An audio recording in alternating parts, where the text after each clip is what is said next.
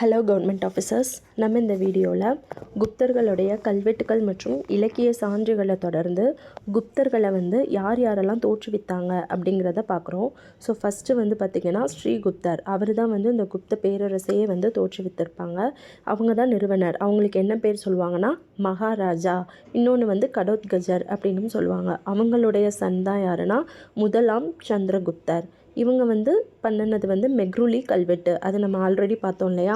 So அது போக என்னென்னா இவங்களுடைய ஒய்ஃப் நேம் லிச்சாவி அப்படின்னு குமாரதேவி அப்படின்னு சொல்லக்கூடிய ஒரு இதை ஒருத்தவங்களை கல்யாணம் பண்ணியிருப்பாங்க.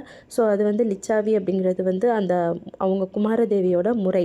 அது என்னென்னா கனசங்கம் அந்த மாதிரி. ஸோ மகாராஜா, அதிராஜா, கடோத்கஜர், அப்புறம் இது எல்லாமே முதலாம் சந்திரகுப்தர். ஸோ ஸ்ரீகுப்தர்னால் கடோத்கஜர்னு சொல்லுவோம், மகாராஜான்னு சொல்லுவோம். முதலாம் சந்திரகுப்தர் அப்படின்றவங்கள மகாராஜா அதிரோஜான்னு சொல்லுவோம். ஸோ முதலாம் சந்திரகுப்தருடைய கல்வெட்டு மெக்ரூலி கல்வெட்டு. லிச்சாவின்ற குமாரதேவியை கல்யாணம் பண்ணியிருப்பாங்க. நெக்ஸ்ட்டு சமுத்திரகுப்தர்.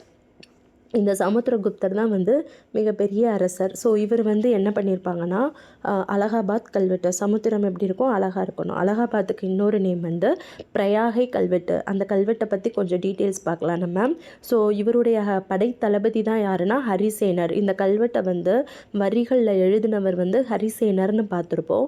அந்த ஹரிசேனர் யாருன்னு பார்த்தா சமுத்திரகுப்தருடைய படைத்தளபதி. ஓகேவா. ஸோ இந்த ஹரிசேனர் எப்படி எழுதியிருக்காருன்னா 33 வரிகளாக எழுதியிருக்காங்க. என்ன லெட்டர்ஸ் அப்படின்னு பார்த்தீங்கன்னா நாகரி அப்படின்ற ஒரு முறையில் சமஸ்கிருதம் மொழியில் எழுதியிருப்பாங்க. ஸோ அப்புறம் இவருடைய சம்மந்தப்பட்ட கொஞ்சம் டீட்டெயில்ஸ் பார்க்கலாம். தட்சிணாபதி அப்படின்ற ஒரு படையெடுப்பு இவங்க காலத்தில் தான் நடந்திருக்கும்.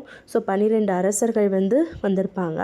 நெக்ஸ்ட்டு இவங்க ஆதரித்தது யாருன்னா படைத்தளபதி ஹரிசேனர். அந்த மாதிரி அஸ்வமேத யாகம் அப்படின்னாலும் சமுத்திரகுப்தர் தான். வசுபந்து அப்படின்ற ஒரு புத்த சமய அறிஞரும் இவர் பீரியடில் வந்திருப்பாங்க. இலங்கை மேகவர்மன், மானவர்மனும் சொல்லலாம். அவங்களுக்கு நிறைய பரிசுகள் கொடுத்துருப்பாங்க. அப்புறம் கவிராஜா அப்படின்ற வீணை வாசிக்கிறதுல சிறந்தவராக இருக்கிறனால இவரை கவிராஜா அப்படின்னு சொல்லுவாங்க. கயா மடம் கட்ட அனுமதி கொடுத்தவரும் இவர் தான். இவரை ஏன் இந்திய நெப்போலியன் அப்படின்றத V.A. ஸ்மித் அவர்கள் சொல்லியிருப்பாங்க. இவ்வளோ தான் ஃப்ரெண்ட்ஸ். ஸோ வீடியோ யூஸ்ஃபுல்லாக இருந்தால் சப்ஸ்கிரைப் பண்ணிக்கோங்க, ஃபாலோ பண்ணிக்கோங்க. தேங்க்யூ.